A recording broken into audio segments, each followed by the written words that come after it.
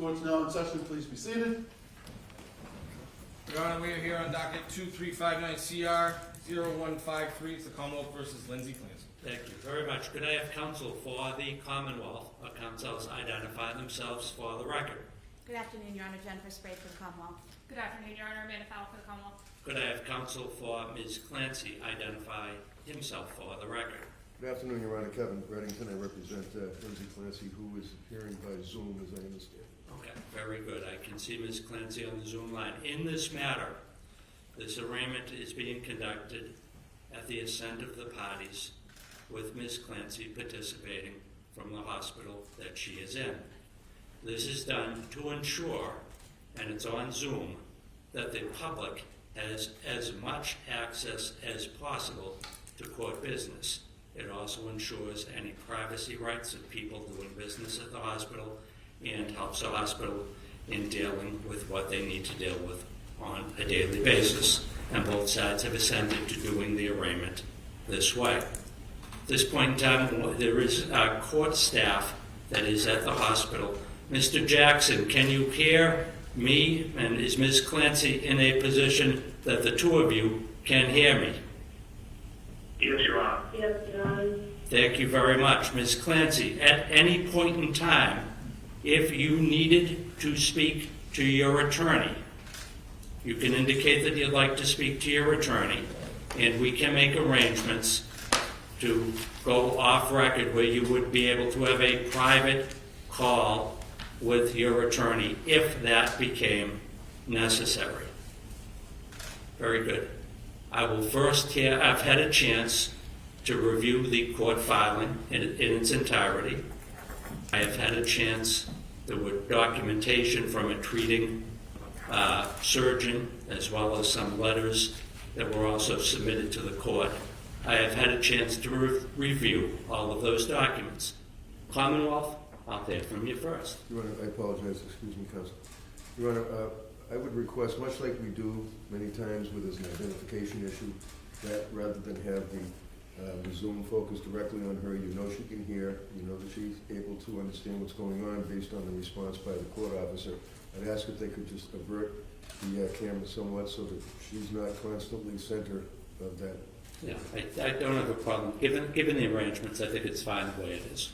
Okay, thank you. Your Honor, shall I arraign this inmate? Yes, you may proceed with arraignment. Mr. Clerk. Ms. Clancy, on docket 2359 CR 153, the court has a complaint charging you under 265 Section 1, Count 1, murder, Juvenile 1.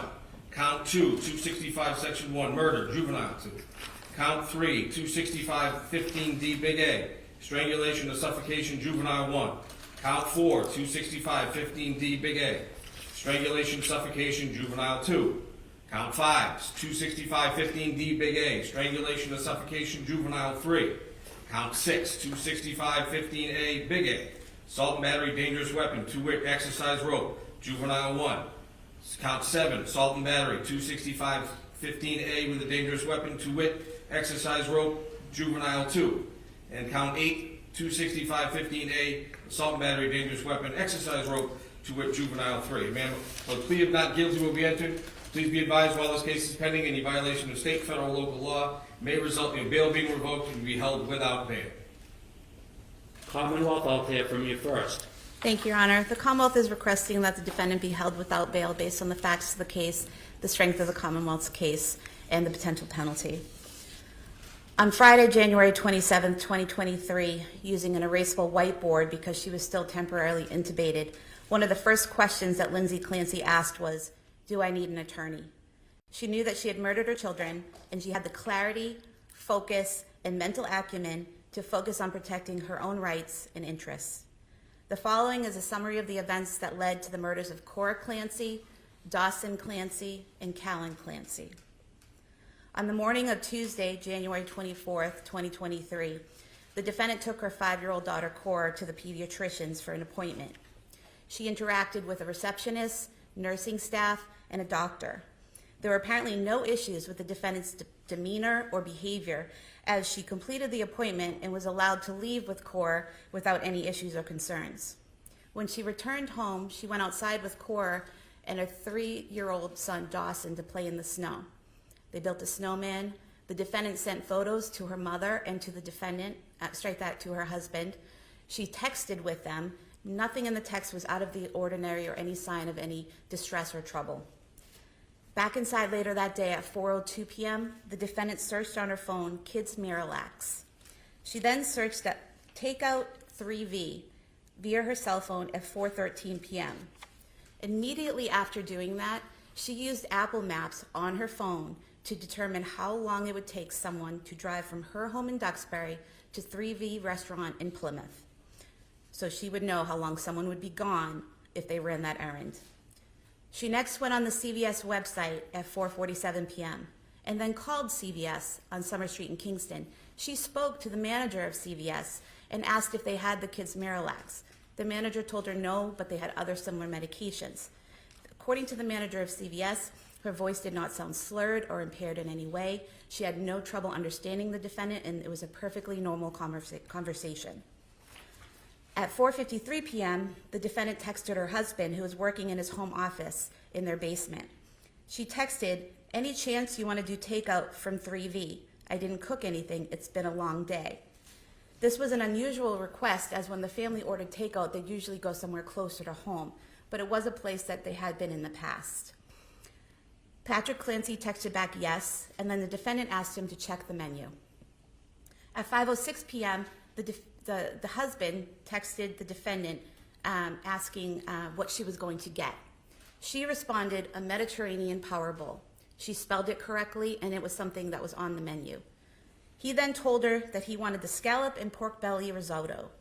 At 5:10 p.m., the defendant called 3V Restaurant to place the order. She got the order correct. She gave the correct name for pickup, Patrick. The hostess who took the call said there was nothing out of the ordinary about this call. She was able to understand the defendant, that her voice was not slurred or impaired in any way.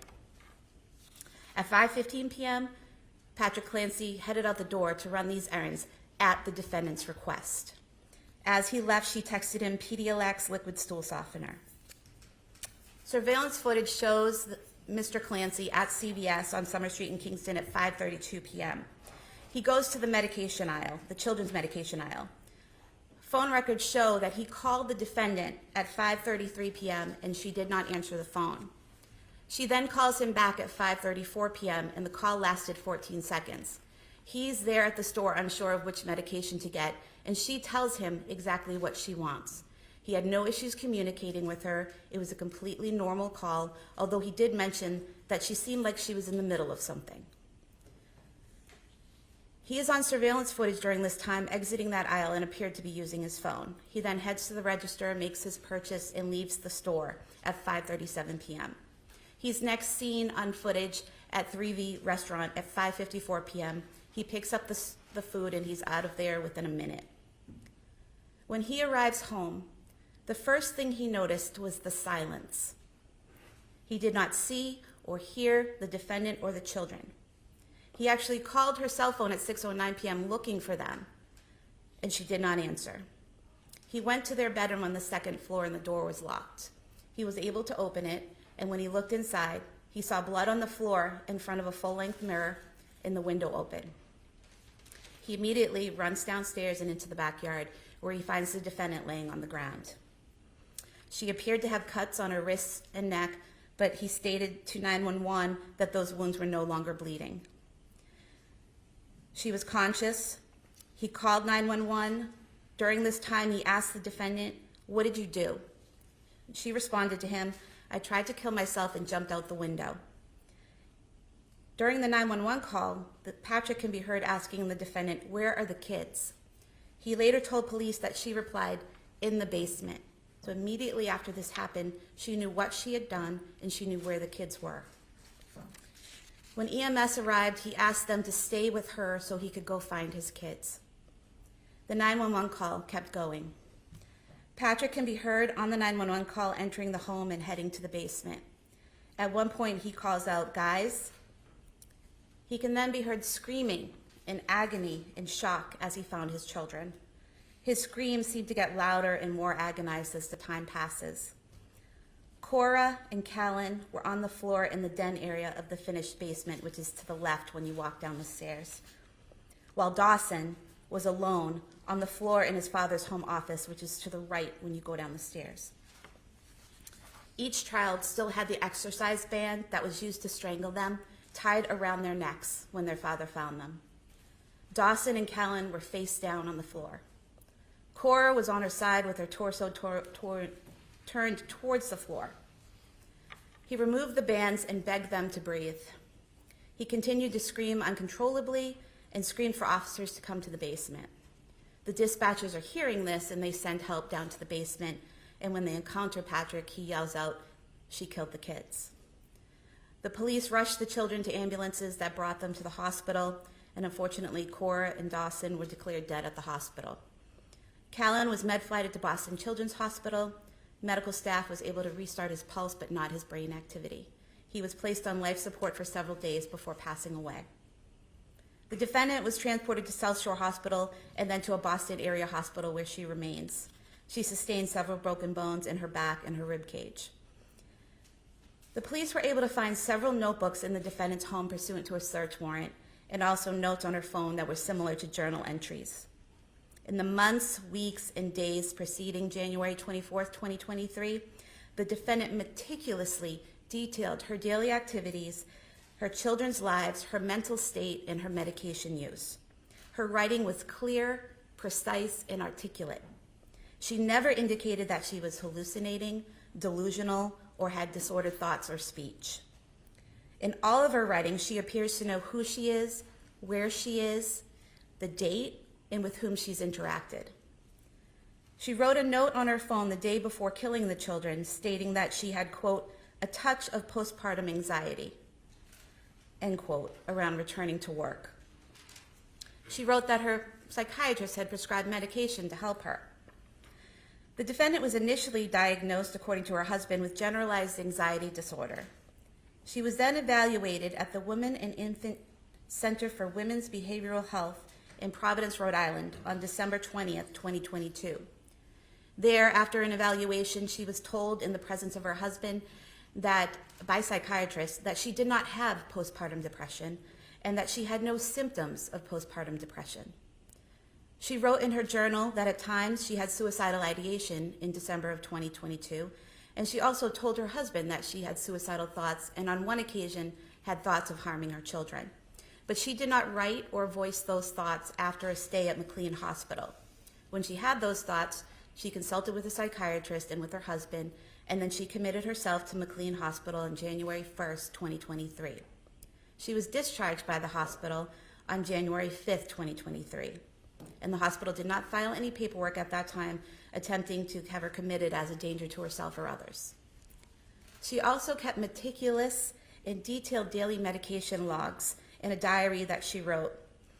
She detailed that she had difficulties with each of the medications that were prescribed to her. And when she had issues with those medications, she detailed how her doctor had her stop that medication or wean off of it and then try something else. They were trying different medications to see what would work for her, what would benefit her. According to her husband, she was never on more than 4 to 5 medications at one time. And at the time of the murder, she was taking only 3 medications.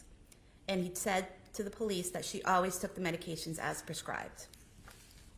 After her stay at McLean, the defendant appeared to be getting better, according to her husband. She slept well, interacted with friends and family. She went out with her kids and husband to places like the Kingsbury Club in Duxbury, the Charlie Horse Restaurant, the Museum of Science in Boston, the Cape Codder down the Cape, interacting with her family and the public without any apparent difficulties. She even stayed alone with the children on several occasions without any issues in January of 2023. Her husband asked her in mid-January, "Are you still having suicidal thoughts?" And she said no. The defendant's parents visited the family the weekend of January 21st, 2023. They interacted with the defendant in person. The defendant was able to run errands while her mom watched the children. She texted back and forth with her mother, and there was nothing out of the ordinary about these text messages. In fact, the defendant texted her mother on January 22nd, 2023 to ask how her ride home went. During this conversation, the defendant's mother wrote, quote, "Enjoyed seeing everyone this weekend. Nice to see you doing better," end quote. On the night of the killings, Patrick Clancy was interviewed by the police at Beth Israel Deaconess Plymouth Hospital. He told the police that the defendant was having one of her best days. She was smiling and happy, and there was no indication that she was going to harm the kids.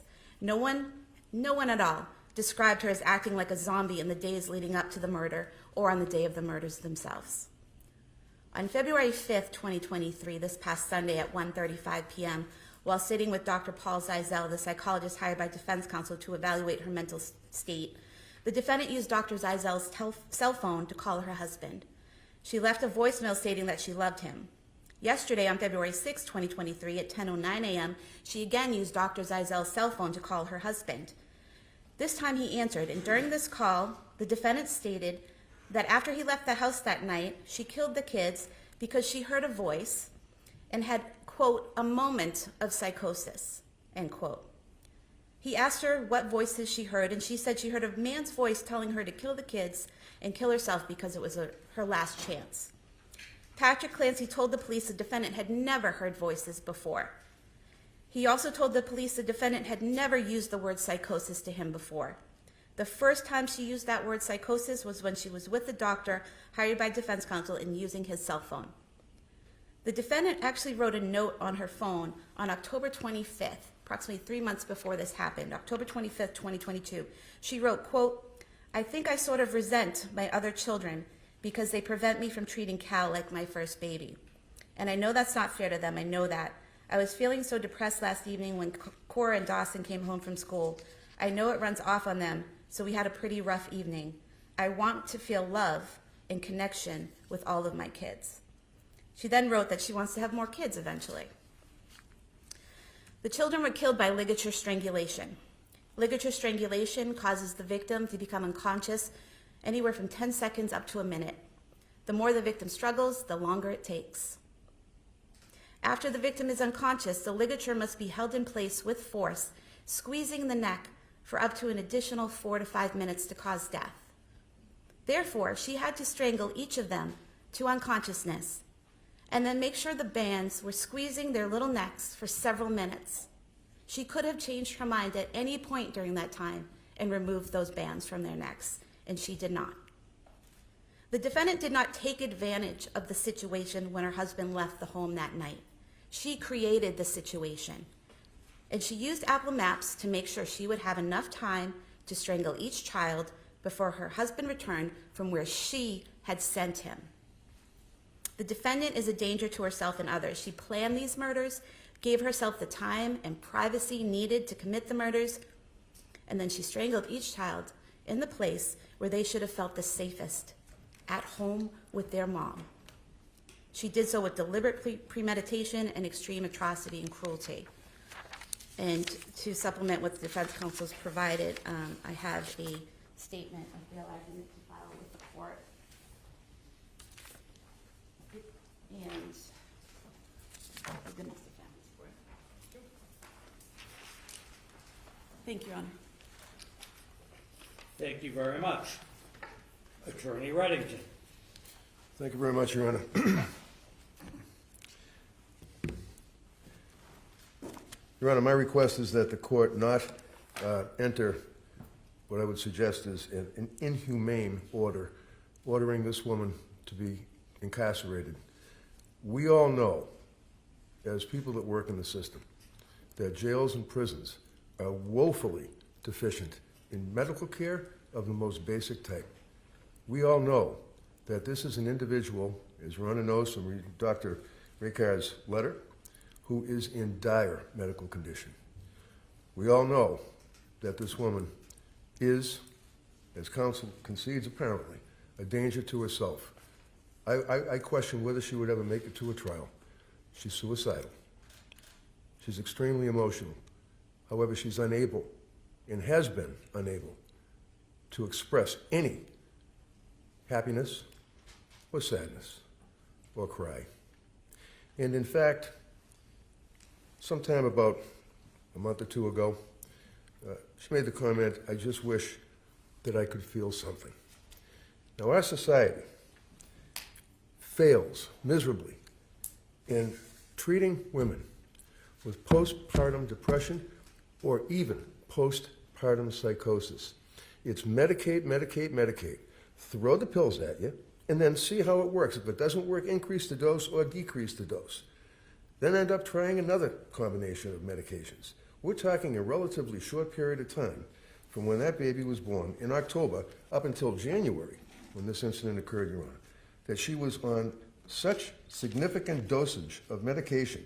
Your Honor knows that Cora was born in 2017. It was a very uneventful, normal pregnancy and delivery. No issues afterwards as far as anxiety. Dawson was born in 2018. Again, it was a normal birth. She had no significant issues as far as anxiety. She did have to have stitches and she was sore, and that was about it. Then, of course, Callan was born. When Callan was born, she ended up becoming depressed, suffered from significant anxiety, as a result of which she consulted with a number of doctors. A number of doctors indicated that she would be able to sleep, she would be able to feel, she would be able to emote once these medications kicked in. And again, as I say, our medical in our society completely abandons women with this condition. It's easy to say, come on, you have a healthy baby, you have a wonderful husband, you're able to take care of your kids in your home, you're lucky. Take the pills, you'll be okay. Well, they put her on a number of medications. They put her on Prozac, which Your Honor is well aware is what's known as SSRI, selective serotonin reuptake inhibitor. Your Honor knows that along with some of these medications, they have the black box warning from the FDA, may cause suicidal ideation, may cause homicidal ideation. She was on Ativan.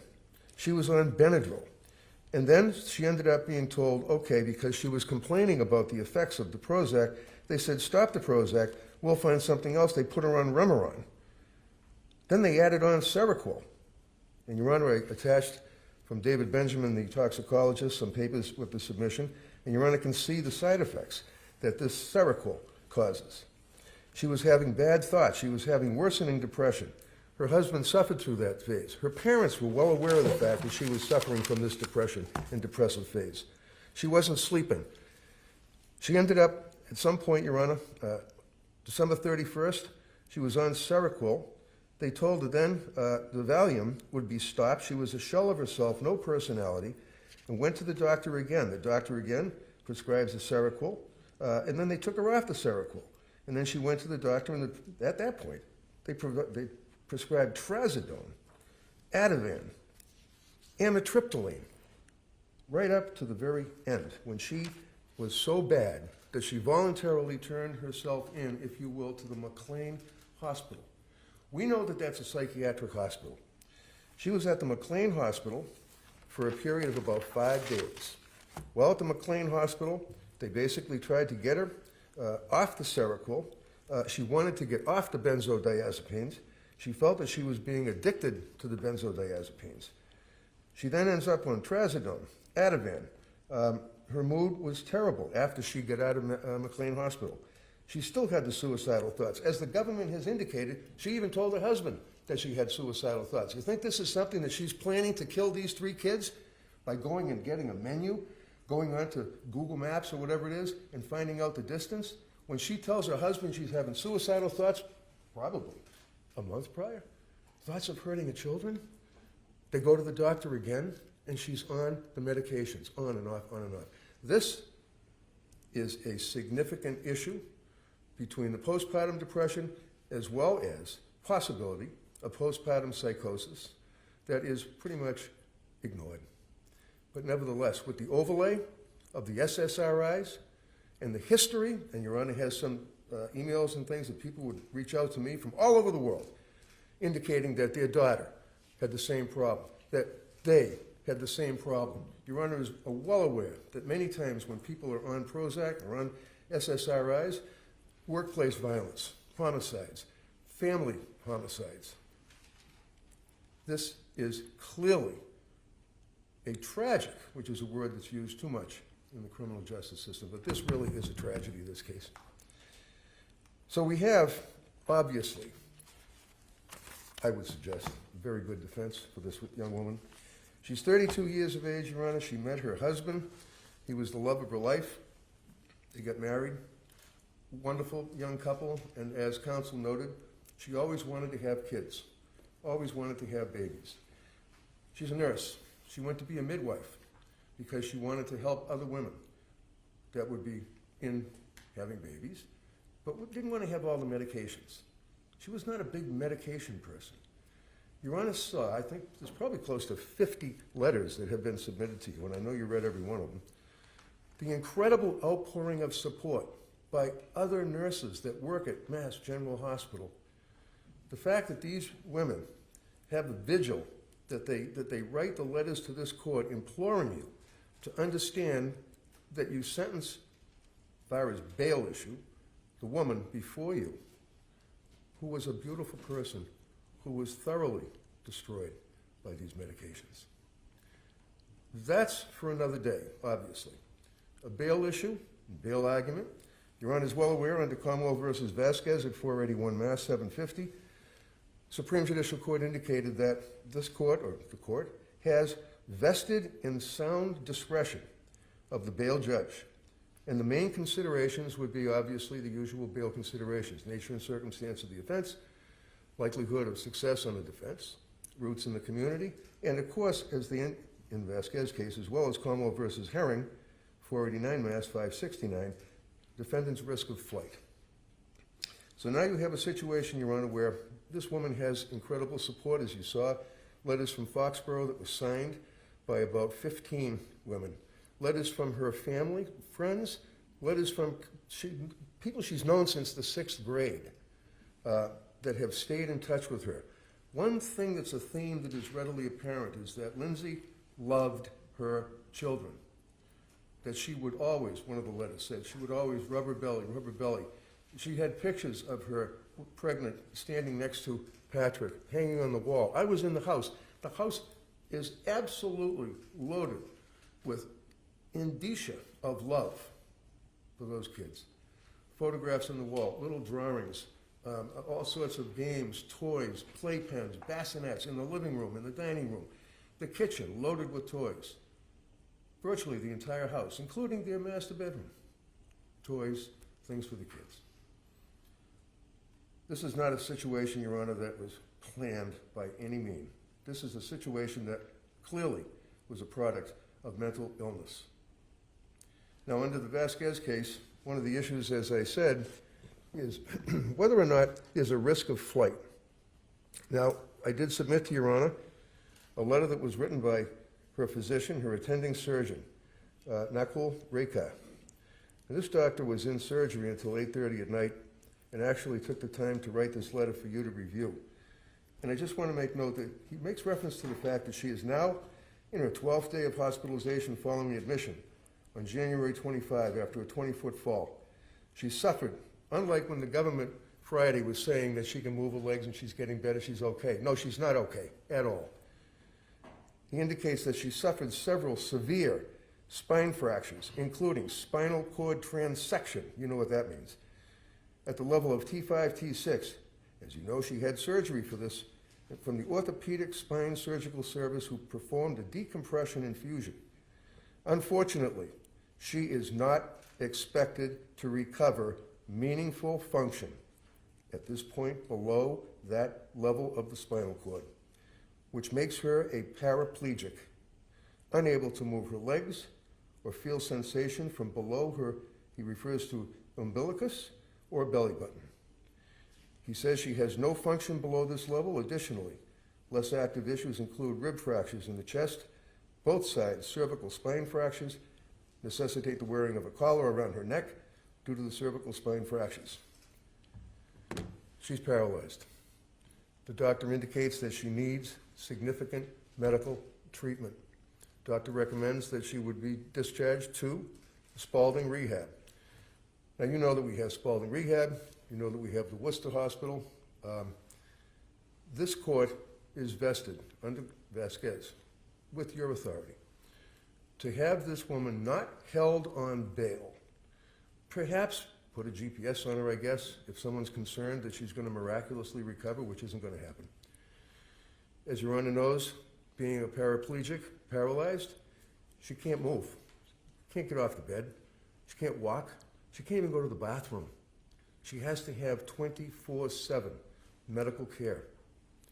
Her emotional state is so bad that there is a significant fear of suicide. She has to have someone sit in the room 24/7 to watch her. They don't talk to her. They're not, chatting it up. They just sit there and watch out of that concern that she would commit suicide.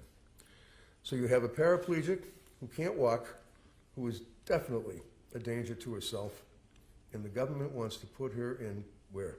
Framingham State Prison? Plymouth House of Correction? There's no way that any humane person would do that, especially within the structure of our criminal justice system, where a person is presumed innocent. And I'm not suggesting with the facts that the government has read, but she has a good defense. She's got a darn good defense to this case, because that's what happened. And I just want to share with you, Your Honor, one of the things that's interesting. When I was in the House, I came across a drawer that had a bunch of pill bottles in it, and I called the DA and I said, I got these pill bottles. And we made arrangements, I'm going to be giving them to them. And it's all the Prozac and the Trazodone and all that stuff. But inside the drawer was this little vase. And I didn't know what it was. It just looked like a little vase to me. And my wife said to me, oh, that looks like a wish vase. I said, what's a wish vase? She said, when people write down little wishes and they put little pieces of paper and they put them inside the vase. And there are literally dozens of these little pieces of paper that talk about Lindsay's wish for happiness and health for her children, that she could get pregnant again, that she would be able to be with her children, little Callan, Dawson, Cora, that they would be happy, healthy, and successful. This is not a woman, Your Honor, that had any reason to harm those innocent children. My request, Your Honor, is that the court would put her on a GPS if you feel that's required, and let the doctors continue to treat her. Let her go to Spalding Rehab. She will sign a waiver that allows probation at any time to speak with her treating physicians or social worker. Find out how she's doing. Does it look as though she's getting close to regaining the ability to walk, which she isn't, but nevertheless, they would be able to do that. And then the government would be notified, and they can come back in here again and try to hold her without bail, and my request would then be to Worcester for the emotional and the mental illness aspect. I don't think that it's fair or just or consistent with our duties to each other as human beings to put her in jail. I'm asking that she be allowed to continue with her medical treatment, Your Honor. Commonwealth? Your Honor, if I may, I did look into medical treatment if she's held. We were under the impression we had received information before that she could move her legs, but then we learned updated medical information that she, for the time being, is paralyzed from the waist down. If she is held, she could go to the Shattuck Hospital. If Shattuck does not have what she needs, she can be sent to another facility, and the corrections officers would go with her there. Shattuck would actually work with her, the doctors at the hospital she's currently at, to determine the best course of treatment, and if whatever she needs, she's going to get. But as defense counsel said, she is a danger to herself, and from the Commonwealth's perspective, others. And just because she is paralyzed does not mean she's not a flight risk. She will be in a wheelchair eventually, and she can be driven somewhere, she can be flown somewhere. It does not mean that she will never be able to leave this area. Just would like to say that Sure. Yeah, I'm sorry. Go ahead. Thank you. I have been, unfortunately, in the Shattuck Hospital. To suggest that she can get, quote, what she needs from the Shattuck Hospital is absolutely not true.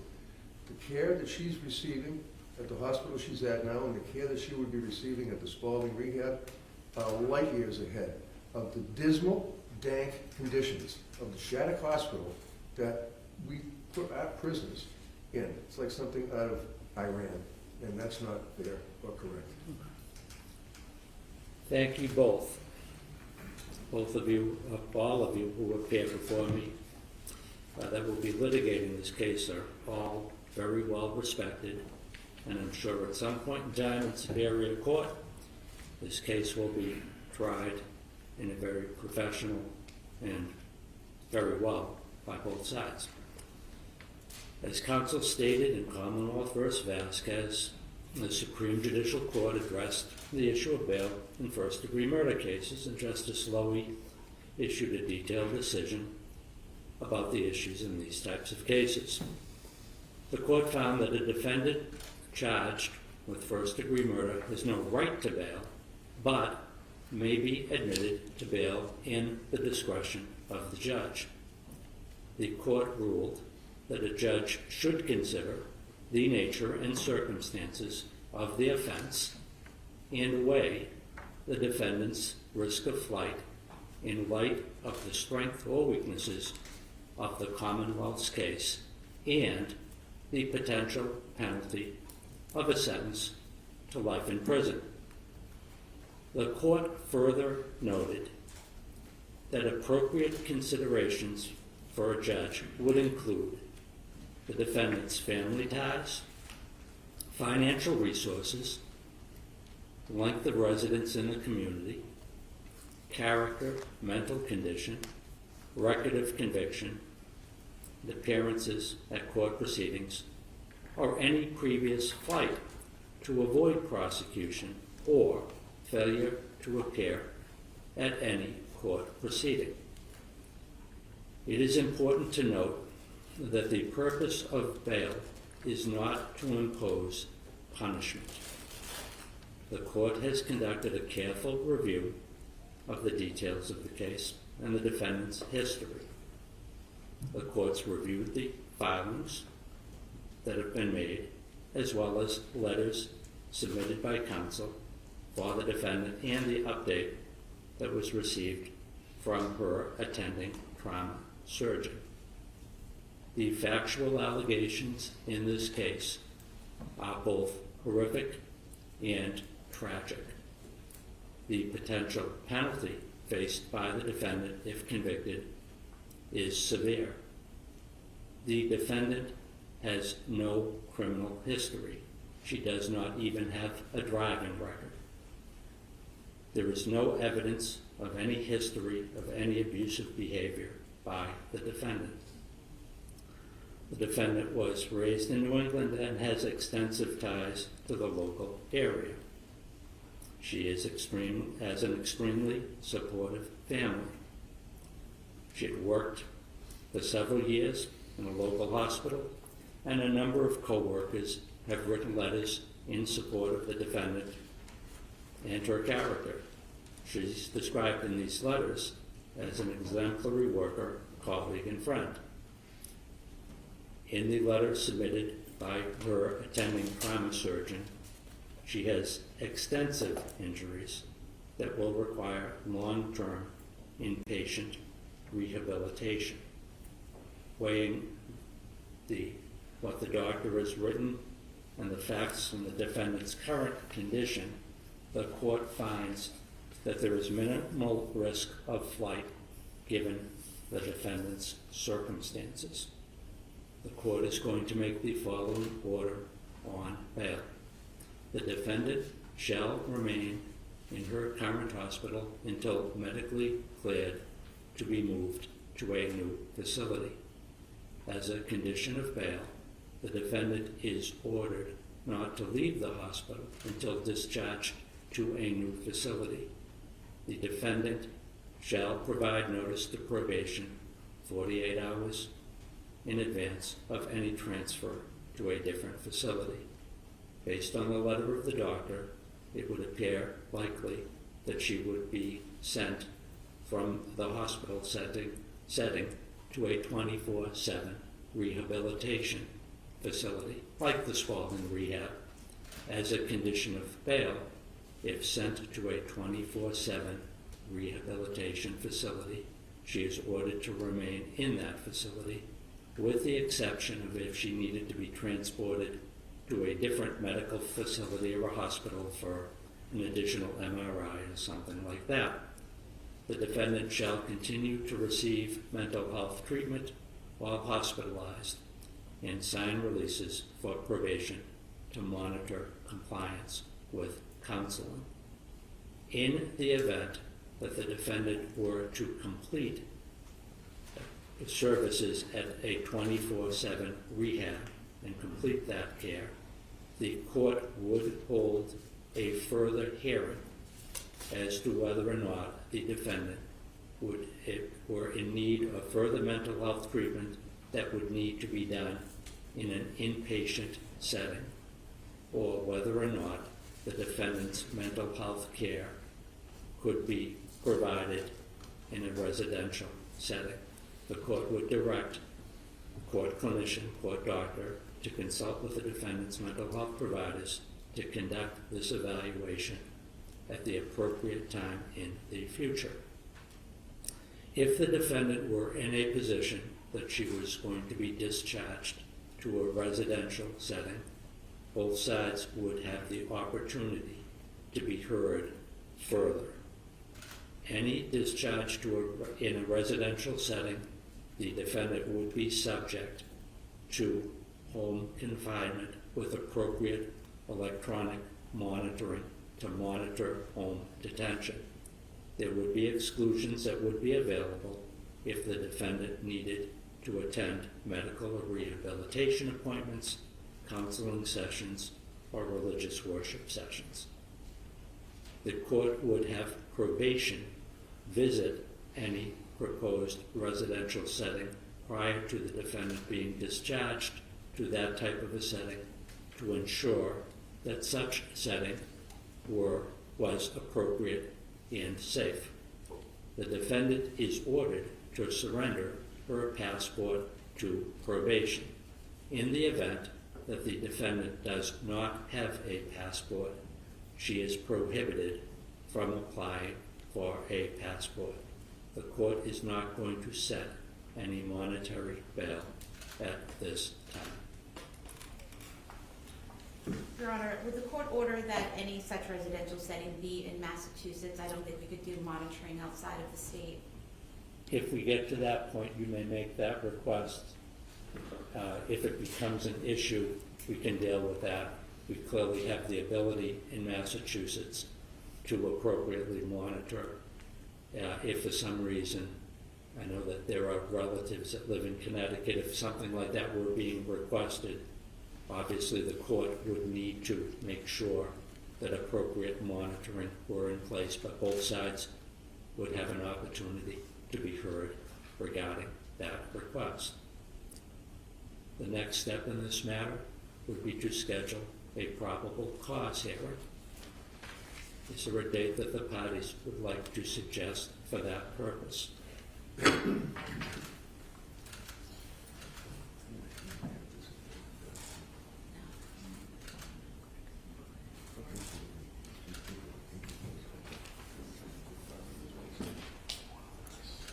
about May 2nd, Your Honor? It's going to take some time to... That is fine. Yeah, the records, thank you. Obviously, I would believe that it would be highly probable that the Commonwealth would be proceeding by way of indictment to the grand jury. In the event that the defendant is indicted, counsel for the Commonwealth will notify Attorney Reddington and make appropriate scheduling for arraignment in Superior Court. Very good. There was a matter that I'm not sure if the parties need to address. There was an impoundment order as to a document that was signed by a previous judge. Do either of you wish to be heard on that? I think by agreement at this point, we'd ask that all impoundment orders be extended and that defense counsel be allowed access to copies of the documents. It appears that Judge Sullivan had issued an order specifically as to one document, and that order will remain in effect. It may be readdressed at the next court hearing. We don't have anything filed today. As far as what is in the, as it would relate to the doctor's report or any of the letters I in don't the have any report. request to impound the documents filed today, Judge. Okay. That's fine, and obviously the documents submitted by the Commonwealth would become part of the court file, as would be the application of complaint and documents that were attached to and submitted in support of the complaint. Those are now, What? those will be released. Yeah. Your Honor, when we have signatures Yeah. and probation execute signatures through counsel. Yes, counsel for the defendant may sign the conditions of probation. The conditions of probation have been read to the defendant, and they're clear. If there's any issues, they can be addressed on a further court date, but those will be the conditions that the defendant is subject to, and counsel can sign on her behalf. Thank you very much. Thank you, Your Honor. Ma'am, on docket 2359 CR 153, the court has released you, ma'am, on conditions. You must remain in the hospital facility until medically cleared. You're not to leave unless discharged. You must submit notice to the probation department for, if transferred from any facility, must receive mental health counseling, sign releases for probation. The court notes a rehearing may occur if conditions change, home confinement upon medical release, allow visits, home visits by probation, and surrender a passport, and the previous impound order has been extended to the next date. Case will continue to May the 2nd, 2023 for probable cause. Thank you. Thank you all very much. Thank you, folks. Brandon, Lindsay, updated notified comment. Court will be in recess. Court, Raj, please, court stands in recess. And soon the Zoom meeting, thank you, folks. Bye.